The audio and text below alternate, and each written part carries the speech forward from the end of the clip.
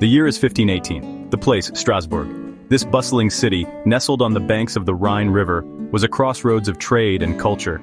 Timber-framed houses lined the cobblestone streets, their colorful facades reflecting the city's prosperity. But beneath the veneer of normalcy, tensions simmered. The times were tough.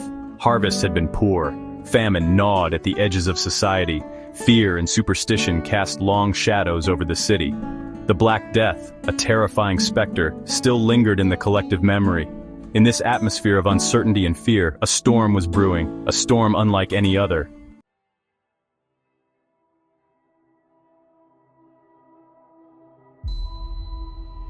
Life in Strasbourg had its rhythms, its predictable patterns. People woke, worked, prayed, and slept, their lives governed by the seasons and the church calendar. But in the stifling heat of that July, the rhythm was about to be disrupted. It began quietly, almost unnoticed. A woman named Frau Troffea stepped into the street. She began to sway. Her movements at first seemed almost ordinary. But Frau Troffea didn't stop swaying. Her movements became more animated, more frantic. She danced, her face contorted in a strange mix of ecstasy and agony. Hours passed, and still, she danced on, seemingly oblivious to the world around her. People stopped to stare, their faces a mixture of amusement and concern. What was wrong with this woman? Was she ill? Was she possessed? Word of the dancing woman spread through the narrow streets of Strasbourg like wildfire. Little did they know that Frau Troffea's bizarre dance was only the beginning.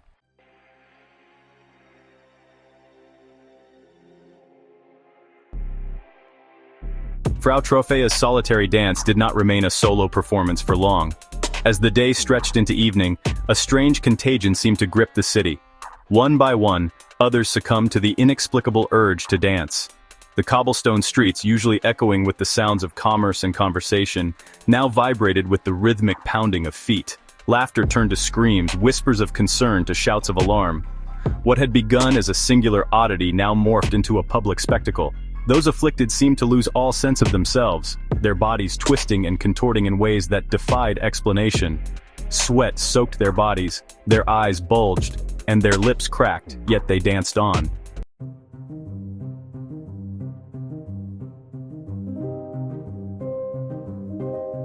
As days melted into nights, the numbers swelled. The streets of Strasbourg, once bustling with merchants and shoppers, transformed into a chaotic stage for this bizarre, involuntary performance. The air, thick with the stench of sweat and fear, crackled with an eerie energy. The city's usual rhythms faded into the background, replaced by the relentless drumming of heels and the shuffling of feet upon the cobblestones. The plague spared no one.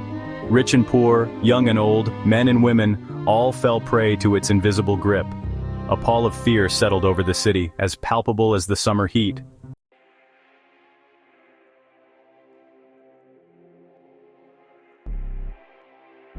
The city fathers, accustomed to dealing with tangible threats, found themselves utterly outmatched by this new enemy. Physicians, their knowledge rooted in the ancient humors of Galen and Hippocrates, were baffled. Was it a pestilence, a poisoning, or some strange alignment of the stars? Their treatments proved as useless as a whisper against a hurricane. The church too grappled for answers. Priests conducted exorcisms, their voices echoing through the cathedrals and churches of Strasbourg. Holy relics were paraded through the streets, their presence meant to ward off evil and restore order. But the dancing continued, a grotesque mockery of any attempt to impose logic or reason upon the unfolding chaos.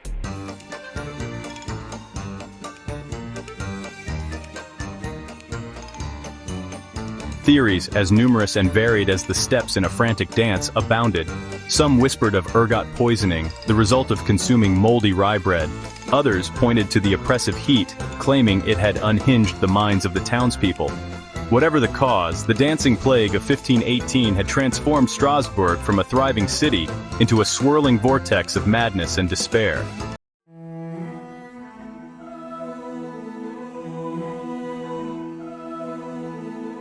The very heart of Strasbourg, once a vibrant tapestry of commerce and community, had become a stage for a macabre spectacle. The marketplace, usually abuzz with the shouts of vendors and the haggling of shoppers, now echoed with the groans of exhausted dancers and the cries of concerned onlookers.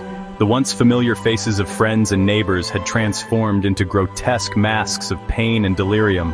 Days blurred into nights, and nights into days, as the relentless rhythm continued, its grip on the city tightening with each passing hour.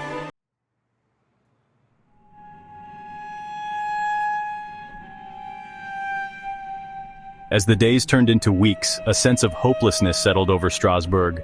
The initial curiosity and amusement had long since evaporated, replaced by a bone-chilling fear that seeped into the very marrow of the city.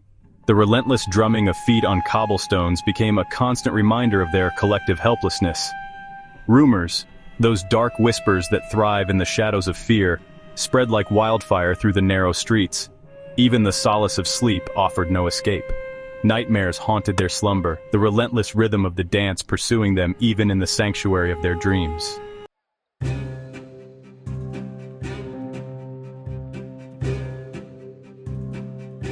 Desperate times, as they say, call for desperate measures. And in the face of this relentless, invisible enemy, the city fathers grasped at any glimmer of hope, however improbable it might seem. One such glimmer emerged from the prevailing belief that the plague was a curse, a supernatural affliction that could only be cured by appeasing the spirits.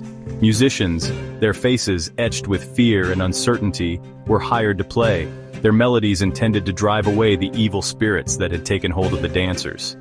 The sight was both surreal and heartbreaking, a desperate attempt to fight madness with music, to counter the grotesque with the beautiful.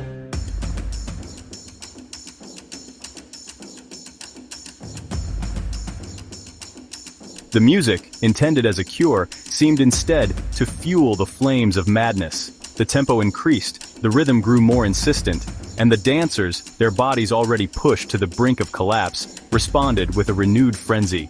They danced on, oblivious to the blood seeping from their blistered feet, deaf to the pleas of their loved ones. The cobblestones, slick with sweat and blood, transformed into a macabre ballroom floor, the stage for a dance of death that seemed to have no end.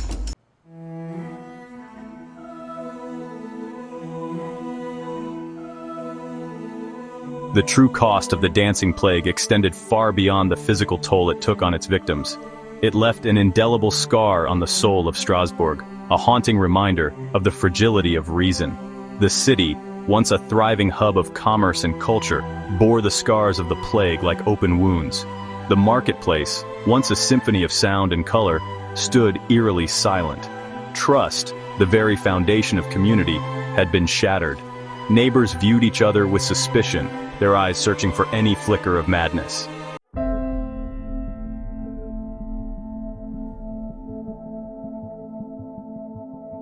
As the dancing plague tightened its grip on Strasbourg, those untouched by its physical manifestations found themselves grappling with an even more insidious foe, the desperate need to understand. Theories, as numerous and varied as the steps in the frantic dance, began to circulate, each whispered explanation a desperate attempt to impose order on the encroaching chaos. Some pointed to the heavens, seeking answers in the movement of stars, the alignment of planets. Others sought answers closer to home, in the very soil that sustained them. The previous year's harvest had been poor, the grain tainted with a strange purplish fungus.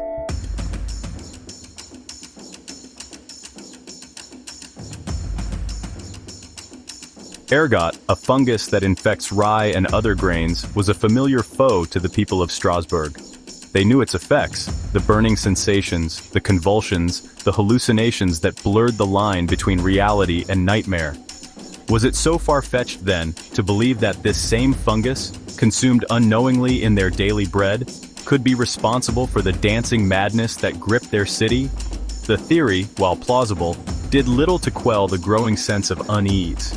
The very act of eating, once a source of comfort and sustenance, became fraught with anxiety. As the days turned into weeks and the number of dancers continued to grow, a new theory began to take hold, one that spoke of the fragility of the human psyche. Mass hysteria, they whispered, afraid to voice such a terrifying possibility. Could it be that the citizens of Strasbourg had succumbed to a collective madness?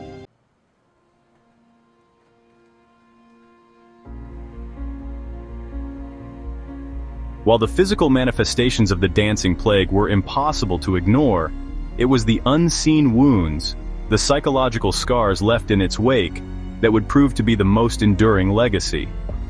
The city, once a vibrant tapestry of commerce and community, had been irrevocably altered, its social fabric torn and frayed by the invisible hand of fear and suspicion. The bonds of trust, so essential to any community, had been strained to the breaking point.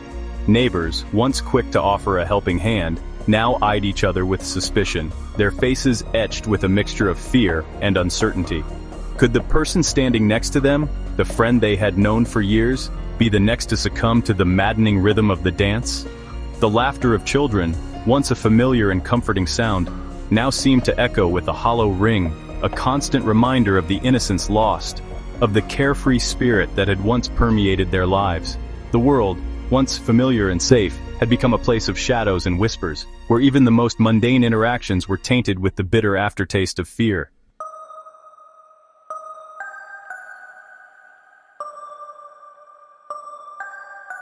Even as the last echoes of the dancing plague faded into the annals of history, its presence lingered in the collective memory of Strasbourg. The city, forever marked by the experience, carried with it a sense of vulnerability, a heightened awareness of the fragility of the human condition.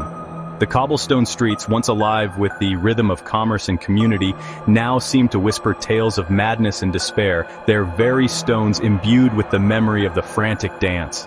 The air, once filled with the sounds of laughter and music, now carried a faint undercurrent of unease, a subtle reminder of the chaos that had once gripped their city. The dancing plague of 1518, while a historical anomaly, served as a stark reminder of the power of the unseen, the forces that lie beyond our understanding, the delicate balance between sanity and madness that defines the human experience. It was a reminder that even in the heart of civilization, the veneer of order can be easily shattered, revealing the primal fears that lurk beneath the surface.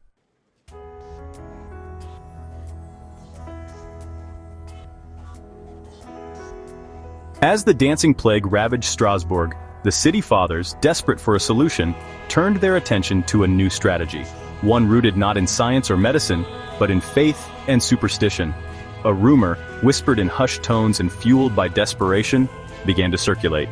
The dancers, it was said, were possessed by Saint Vitus, the patron saint of, among other things, those afflicted with nervous disorders. The logic, twisted as it might seem to modern minds, held a certain sway over the terrified populace. If the dancers were indeed in the thrall of a saint, then surely the only way to appease their tormented souls was through prayer and pilgrimage.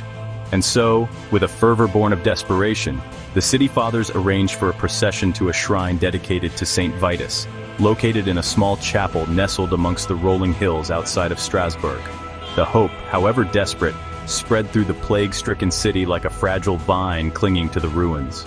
Perhaps some dared to believe this pilgrimage, this act of supplication, would be the key to unlocking the chains of the invisible enemy that held their city captive.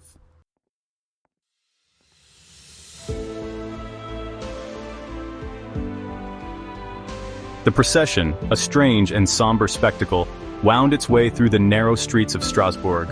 At its heart, a group of dancers, their bodies ravaged by exhaustion, their movements a grotesque parody of a religious procession, were herded like cattle by city guards. Some stumbled, their eyes vacant, their limbs moving with a mechanical, involuntary rhythm. Others cried out, their voices hoarse from days of screaming, their pleas for mercy lost in the cacophony of shuffling feet and the mournful tolling of church bells. Behind them, a throng of townspeople, their faces etched with a mixture of fear and pity, followed. Some clutched rosaries, their lips moving in silent prayer, their eyes fixed on the ground. Others wept openly, their tears a mixture of grief for the afflicted and terror for their own fate. The air, thick with the stench of sweat and incense, vibrated with a palpable sense of desperation. The journey to the shrine was long and arduous, the summer sun beating down relentlessly on the procession. But the dancers, fueled by an unseen force, seemed impervious to the heat, to the pain that racked their bodies. They danced on, their movements a macabre testament to the power of the invisible enemy that held them captive.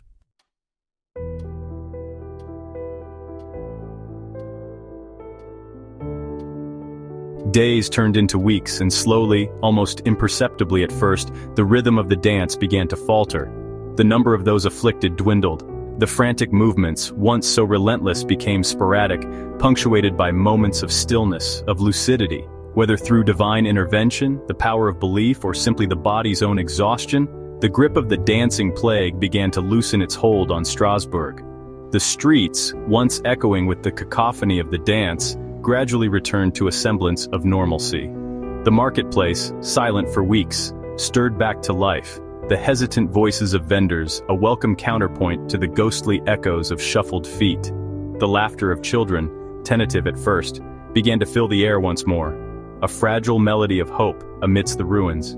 But the city, forever marked by the experience, would never be the same.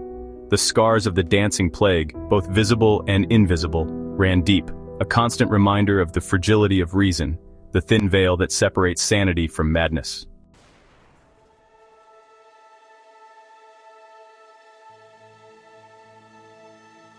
In the aftermath of the dancing plague, Strasbourg was left to grapple with the psychological and emotional fallout.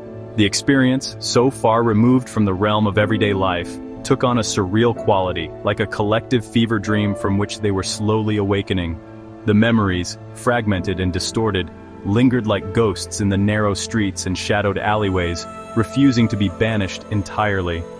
Those who had danced, their bodies bearing the physical scars of their ordeal, struggled to reconcile their memories with the reality around them. Had it truly happened, or was it merely a nightmare, a cruel trick played on their minds by some unseen force? The line between sanity and madness, once so clear, had become blurred, leaving them questioning their own perceptions. The city itself seemed to hold its breath, as if waiting for the other shoe to drop, for the madness to return with a vengeance. A pall of unease hung over Strasbourg, a subtle undercurrent of fear that tainted even the most mundane interactions. The dancing plague of 1518 defied easy explanation. Theories abounded: ergot poisoning, mass hysteria, religious fervor, even astrological influences, but none fully accounted for the phenomenon. The lack of definitive answers deepened the mystery. It was a testament to the power of the human mind and a chilling example of our deepest fears manifesting in the physical world.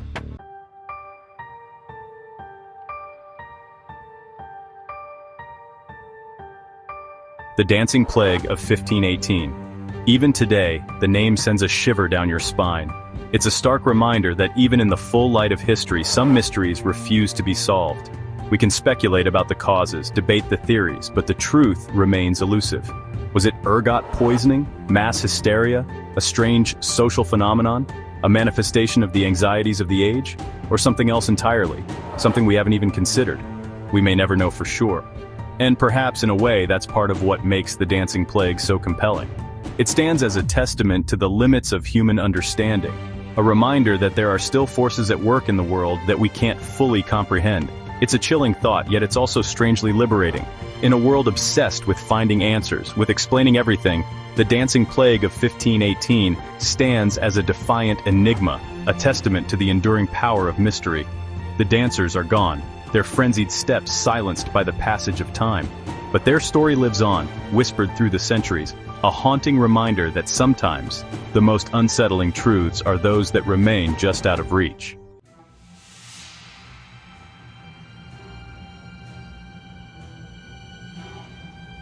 The dancing plague of 1518 may be a mystery, but it's a mystery that continues to fascinate and intrigue us. It's a story that forces us to confront our own mortality, our own vulnerability to the unknown. It reminds us that history is not just a dry collection of dates and facts, but a tapestry woven from the threads of human experience, in all its strangeness and complexity. If you enjoyed this journey into the heart of the dancing plague, don't forget to hit that like button and subscribe to Untold Past for more explorations of history's most baffling mysteries. And while you're at it, ring that notification bell so you won't miss a single episode. History is full of stories like this, stories that will make you question everything you thought you knew about the past. So join us as we delve into the shadows, uncovering the forgotten and the unexplained. Because the past is never truly dead. It's alive in the stories we tell, the questions we ask, and the mysteries we strive to unravel.